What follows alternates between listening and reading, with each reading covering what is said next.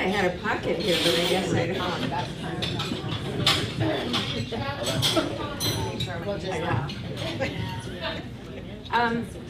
Anne did not mention that she and I are sisters.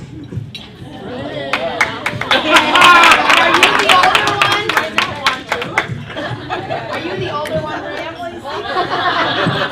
I'm sure she didn't mention it because she's so much older than I am.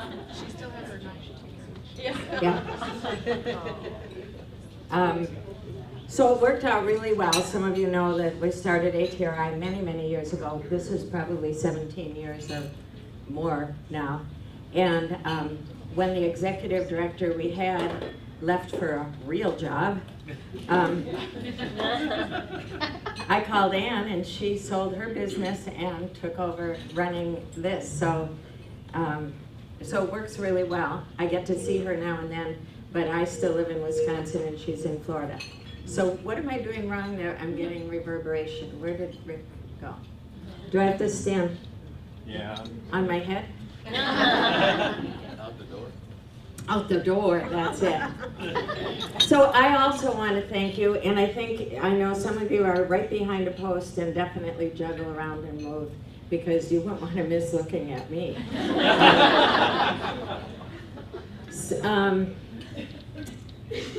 I am thrilled you're here. You're all my babies now. I love all of you. Anytime I can help you, I want more people using the water for healing. That's my mission in life, and you're here doing it, and it's very gratifying. It's wonderful. I think we can make such a huge difference by doing this. But one of the reasons you're here is because you want to help other people. Today, I'm going to talk to you about something that I want to help you, because you forget about you. You're so busy taking care of everyone else. And so my talk today is called Pearls, and I think this is the forward button. I guess there's another button that would be forward. There you That'll go. be it. Okay, Pearls. I'm going to talk about how to make your life easier, won't that be wonderful, and how to make it more fun, which might be a little hard because you're all pretty fun already. Okay, you know how we learn things from people in our lives, and we continue to learn, from our patients, from our colleagues, from our friends, we continue to, and our parents and our families, and we continue to learn from them even when they're not in our lives anymore. If you have somebody who was a patient 3 years ago, and now you've got somebody who's a patient today, and you're looking at them and you're thinking, you know, there was something that Bill said 3 years ago that might work for this person. So you're still learning from them. It's just they're not right there in your lives. Well, Anne and I lost our mother maybe about 1.5 years ago, in November of '07. And I spent last year grieving and learning and definitely thinking a lot about Mom. She was in my thoughts a lot, and I realized that I was learning more from her last year than I had learned from her a lot of the other years. Because I wasn't always paying attention to some of the things that I wasn't hearing. So for instance, I learned from Mom to put my left hand in my lap when I ate. I learned where to put the napkin when I was setting the dinner table. I learned those kinds of things because she taught me those. She verbalized those. But what I learned last year were things that she never verbalized, but she lived. And those were the things that I thought made an easier life and a more fun life. And our mom's name was Pearl. And in the English language, you know that pieces of wisdom are called pearls. So I thought, well, there's no way I'm not going to call this one Pearls. So these are the pearls from Mom.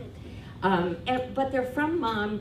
You'll hear stories about Mom, but don't think about Mom, think about you, because this one is here for you. Okay, now Mom had an easy and fun life. I looked back and I thought, man, she's really had a fairly easy life and lots of fun. And then I started thinking, oh no, what about this, and what about this, and what about this? And you don't get to be 89 years old without going through an average life. So she had some very catastrophic things happen to her. But it's still, if you had asked her, she would have said, I had a really easy life, or I had a very fun life. And yet other people would have lived the same life and said, oh man, I've had such a hard life. And I thought, what is it that makes Mom's life look so easy? When Mom died, we had people who would write to us and say, if she ever had a bad moment, we never knew about it. She was always cheerful. Other people, she was smiling all the time. She always had happiness. She always, why? Why? And so I thought, this is what I need to find out. Why did her life look so easy in spite of it not being easy? And these are the pearls. The first pearl is acceptance. Acceptance. First of all, Mom was a star at accepting life as it came. And I think that is so key. Now, here are a couple examples. We moved a lot when I was growing up. By the time I was 17, I was living in the 7th place that we had lived. We didn't pay the bills. You gotta keep moving.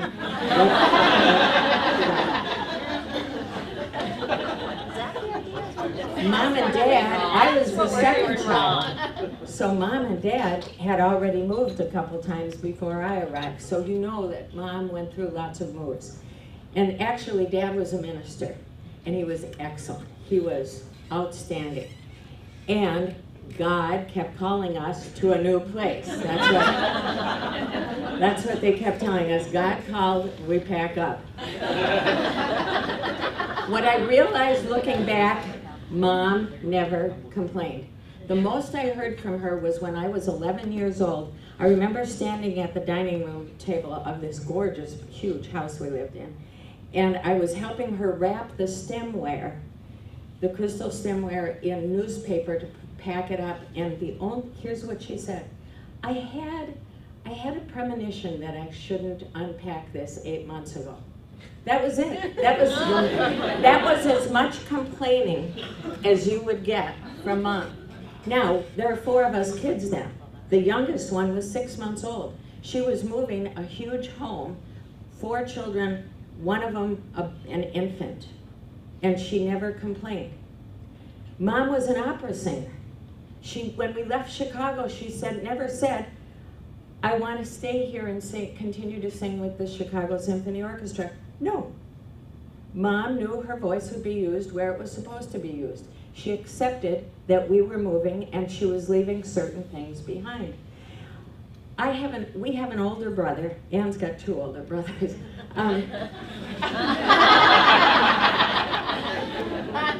So Paul was born before me. John is between us. John, when he was in his teens, contracted encephalitis. And it wasn't diagnosed properly. He came home, they thought it was pneumonia. Dad was on a trip. At that point, Dad was already president of a college. So Dad was on a business trip, and Mom woke me up in the night and she said, you have to help me come and help with John. John was in bed delirious. His temperature had gone from 104 to 107. She never said, I wish he didn't have this. She never said, why does he have this? She spent all of her energy trying to keep her son alive. We put wet wraps on his head, on his neck. We were with him constantly all night long. We were just trying to get him past whatever it was that was the problem, because we had no idea at that time. Mom didn't fight what had happened. She accepted that this happened. She put all her energy into saving her son, and she did. But John didn't come out of this unscathed. You can't have a temperature like that and come out without some problems. Mom never complained. This was her son. She loved him. He was alive. She loved the new John. That was it. That was the way she lived. Instead of spending time complaining, being angry, resisting what has happened, she gave all her energy into the future. Why should we spend time angry about what's happened in the past and let that take our energy when we need our energy for right now and the future. We can't make a good future for ourselves if we use our energy to worry about the past. So, Mom made it all look easy, and we can have an easier life if we do the same thing. Here's an example. This is the best analogy I could come up with for you if this doesn't work quite right. I'm moving this down to see if that helps. Move it up, will actually help more. He's coming to dress me. I love it when the guys come to dress me.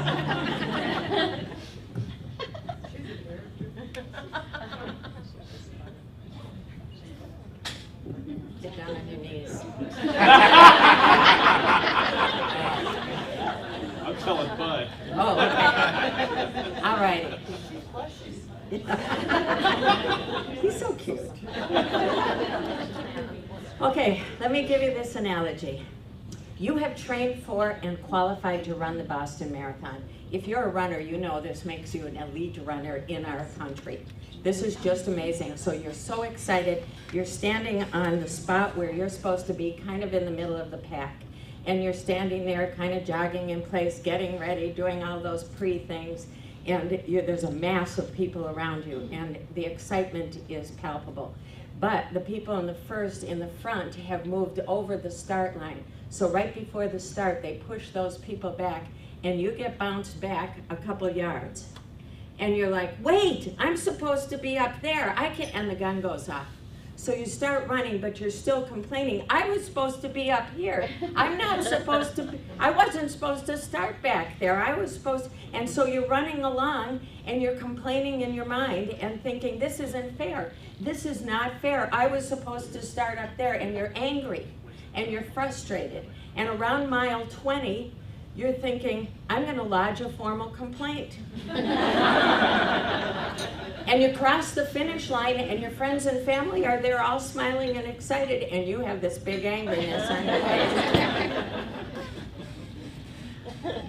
And you're angry, but you didn't do your best time. You did one of your worst times. Now let me take you back to the starting line. Same situation, you trained for and ran. Okay, you're there, in place, ready to go. You feel this big push backwards, and you think, we must be ready to start. And the gun goes off, and you go. And you are so excited because you are in the Boston Marathon. This is like the world come true. You just are so pumped. And you're running along, and somewhere around mile 20, you remember getting pushed backwards, and you think, whoa, I better put on some speed.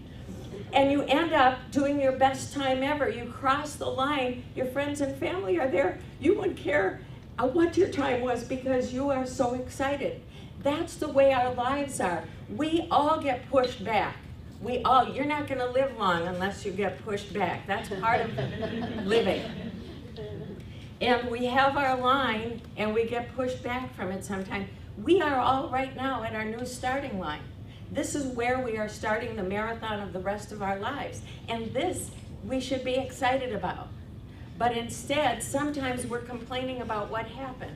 And again, the marathoner, if you end up putting your energy into complaining about the past, if you complain about what's going on in your life, if you're fighting it and giving it energy, you don't have energy for now or energy for making it better. So the marathon that we are running, we need to be moving forward. We need to use all of our energy to keep us going now and not think about the past. Now, let me tell you, it doesn't mean that it's okay. It doesn't mean that what happened is right or fair or that it should have happened. But it did happen. And I'm not saying accept so that you lie down and let people walk all over you. That was never Mom. Never, ever Mom. Oh no. But she would accept that it happened. It happened. Now she's going to move forward from it. That's all we need to do. We're not saying that what happened was right, fair, nothing like that. All I'm saying is that you accept that it happened. and move forward from there. Because if you can't do that, your life is going to be really, really hard. You won't have an easy life. But if you can do that, I really think we can have a much easier life. So how do we implement this in our lives? Well, if you think about your job, if you're going to work every morning and you're driving and thinking, oh man, I hate this job, I hate this job, I hate this job. I don't even want to go there. I don't want to wake up in the morning to go to this job. Well, you know what? You're never going to get a new job because you're spending all your energy hating where you are. Instead, accept that this is your new starting point. This job you have right now is the step to the future. It's not the end. This isn't where you're going to end. All of us are going to move forward. If you can go in there and do your best job, then you're using your energy for something positive and you can move forward from that. Money. Oh man, so many people have lost money in the past year. Yeah. So instead of sitting there and saying, I lost half my savings, I lost half my savings, what am I going to do? I lost half my savings. I'm not on plan. I'm not going to be able to retire when I want. I'm not going to be able to buy this. I won't be able to buy the house I want. Da da da da. Yes, you can. Yes, you can. But not if you think about the past, what has happened. This is your new starting line. This is where you're starting from. Make a new plan and go forward from that. You have to always be looking forward instead. Relationships, oh, these are hard. Relationships, spouses, your partner, your colleagues, your friends, anybody, family, anyone like that. These are hard relationships. But I found, since I learned this from Mom last year, that if we accept people the way they are, that's the way he is, or that's the way she is, then we don't feel like we have to be controlling situations. It's not going to take our energy. On the other hand, some people we just are not going to be able to accept. It's just not going to work. And then you have to do another acceptance, that this is the end of this relationship. And that's another acceptance. It's another step that you have to move forward and not think how sad that it happened, or maybe you can be sad. Heck, I think we all go through sadness, grieving, crying, angriness, yelling, punching the pillow. Yes, do those things, but then accept what happened. Accept it as it is. So, accepting our relationships and knowing that this is where we are right now. This is our starting point. We can move forward from it. But if we're fighting it, we won't be able to move forward. And our body and our health. When I was 40, I probably weighed about 110. I ran 5 miles a day. I taught a couple of exercise classes. I'd look in the mirror. I was frustrated. I was not accepting who I was, where I was. I looked in the mirror and I thought, geez, you gotta run some more. You have to exercise some more. You have to work harder. You have to do this. You have to do that. At 60, I look in the mirror and I think, you don't need any medication. You don't have any pain. You can be happier. You know, our perspective changes. I accept that this is where I am right now. I can make changes, but I don't want to go back to being that 40-year-old who did not care, did not accept the person she was seeing in the mirror. I want to be me. I'm happy being 60. Man, you wait, you'll love this. Yeah, you're right. Okay, so acceptance makes life easier. Instead of fighting what's coming, we can work on the future. It doesn't mean that we have to control anything. It means that we don't have to manipulate people anymore. It means that we only take care of ourselves and accept things. So that's the first pearl, and that's the one that's going to make our lives easier. Now what about the fun part? Which we could skip for you guys because you're already there. But fun, the second pearl is irreverence. My friend Vicki Chasek said, Ruth, it's so funny that the second pearl is irreverence because your dad was irreverent. But Mom never took anything too seriously. Never. And I think that's the way we need to be in our lives. Nothing is so serious. We can't let anybody sell us that bill of goods that this is a really serious job and you have to come in here and do it, or that this is really serious, do this. No, set your own values. No. Mom, irreverence. Her job all the way through her life was to be Dad's partner. As a minister's wife, she worked hard. As a college president's wife, she worked hard. One of her jobs as a college president's wife was to, she belonged to a group of women who people would send donations to the college to raise money, and she and the other women would go there and put prices on them and stand there and sell the stuff. Well, leave it to Mom to go there to do her job, to put prices on, and find things that she needed to model. Because that's what she is. I don't know if you can even see this picture, but there she is with somebody's knit hat on, and I mean and so our jobs should have that little spark of fun in them. Why bother working if you can't have a little bit of fun? Another job Mom had was entertaining. We entertained at our house. Once Dad was a college president, we had dignitaries from other countries, we had politicians, we had a lot of academics come and visit, and Mom was very prim and proper about making the correct meal and making everything perfect. But then, we'd be sitting at the table, and you know the academics, and politicians, sometimes pontificate a little.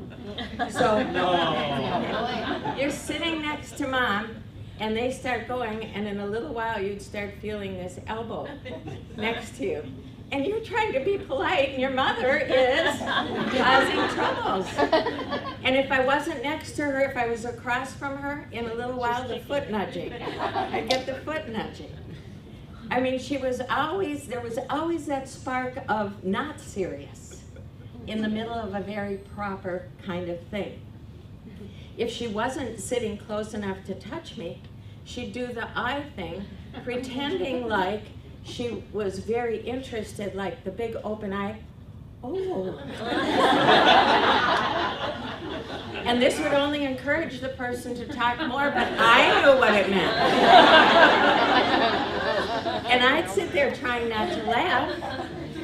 My mother was getting me in trouble, but what I realized is that she was teaching me. She was teaching me, don't take it so seriously.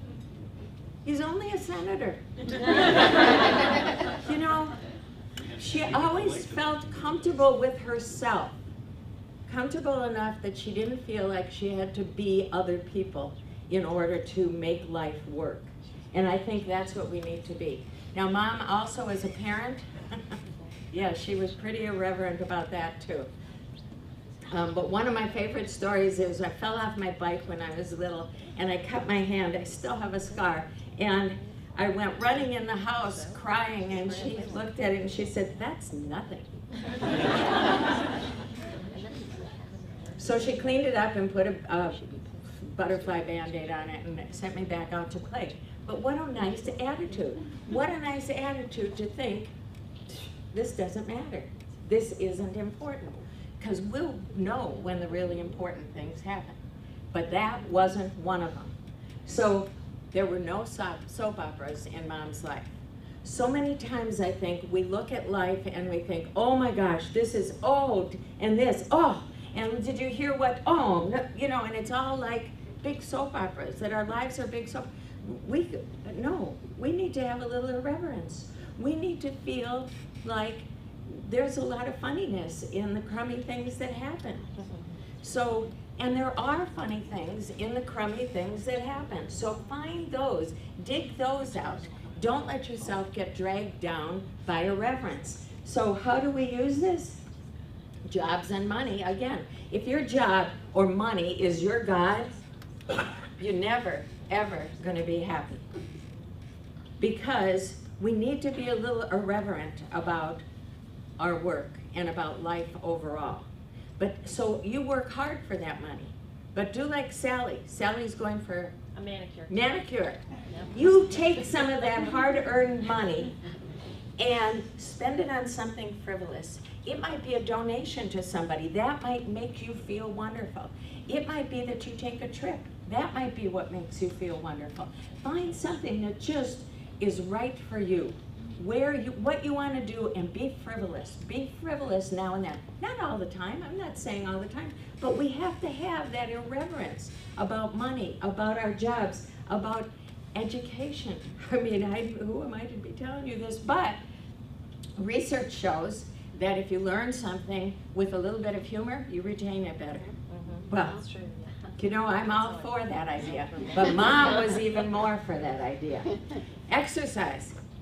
Exercise is good for you, but if you are addicted to exercise and it gives you so much stress to think, I've got to get my exercise in yet today, then you shouldn't be doing it. You have to look on it like my exercise today is going to be cleaning the house or taking the kids to the park or something like that. We look on our bodies and health as if we need to control them, and I think we need to know that we need to just take that with a grain of salt too. Just accept things. And relationships. Since I learned this from Mom, I'm trying to implement this in my life, and it's not easy, I can tell you. Acceptance, irreverence, these two pearls, not always easy to do. But you look at those relationships and you find the fun, because none of us is perfect. Not one person loves the same way you think you should be loved. We each define love in a different way. We each define friendship in a different way. And by doing that, we always fall short of being the best friend or the best spouse or loving the person the best, because they have different expectations of what that is defined by. So if you're really serious about it, it makes a relationship so rigid that you can't move around in it. But if you have a little bit of irreverence and understand that your minds are all working differently and viewing things differently, then you can roll with it a lot better. So that's how I really think, as I said, Mom set her own values. And that's what I'm encouraging you to do today. Set your own values. When you exercise, smile. Exercise with a group and have fun. Laugh out loud. Have parties. When you feel like it, stand up and dance. And if you can't stand up and dance the way Mom could, good, Julie. If you can't do that, if you're a little shy, stand up and dance in your mind. And just allow that little irreverence. You know, you hear the music, just go for it. And this bottom picture, I know many of you can't see it. This is Mom, 88th birthday. Still having fun. Yeah. She was just a smiler, just a happy girl. And Ann and Paul and John and I had a problem after she died, because we had to decide what was going on her marker. Dad's had 4 lines on it. The first line said, "The Reverend Doctor." Mom had no title. So we thought, "Beloved Mother," and then we thought, too stodgy. And then one of her brothers said, "Loving Sister." No. And then we're trying to think of, our brother John said, "Joyful Servant." And we said, joyful is good, but servant, she was nobody's servant. She was like you guys, serving every day, helping other people every single day. But you'd never call her a servant, ever. So I think it was Anne who finally said, how about jubilant spirit? Oh. This is what I want. This is what I want to be, jubilant spirit. But if I can't accept and I can't learn to have some joy in the midst of difficulty, then I'm never going to end up there the way Mom did. Jubilant spirit. What? This is better than saying, wrote 15 books. This is better than saying, had this degree. This is better than saying, had a big house, lots of money. No, because those don't do anything. They're going to do jack for you if you don't have that jubilant spirit. And all of us have it deep inside of us. It's just that society is trying to press us into their values. and make us serious. Those of you in the Pete's class, you're going backwards. And I think maybe that's why you love Pete's, is because it's fun. You're back to that jubilant spirit, and you're finding that joyful spirit in those kids before it's pressed into following the rigid pattern of life. So I want each of you to feel like your life is easier and your life is more fun, and these are the pearls. That's it. I'm just giving you 2 things to remember, and I hope that you can remember them. Acceptance. It happened. Get over it. Move on. That's what if I don't. And I'm going to tell you one other story, and this one is about irreverence. One of Mom's brothers told me that early on she was always irreverent, because they went to this huge high school and they had a big auditorium with a curtain that comes down on it, and it draped down onto the floor. Well, Mom and her friends got in trouble throwing spitballs onto that curtain because they came down and ran next to the person who was performing. I am so proud of my mom. And I want you to think about this for your children too. Sometimes we want our children to fit right in, to be the perfect kid, to be the one you can be so proud of. But when they do something sneaky, when they do the spitballs, you need to be proud of them. You need to be proud that they have irreverence. So carry your spitballs with you. Ann and I want you to enjoy your easy and fun life. Thank you.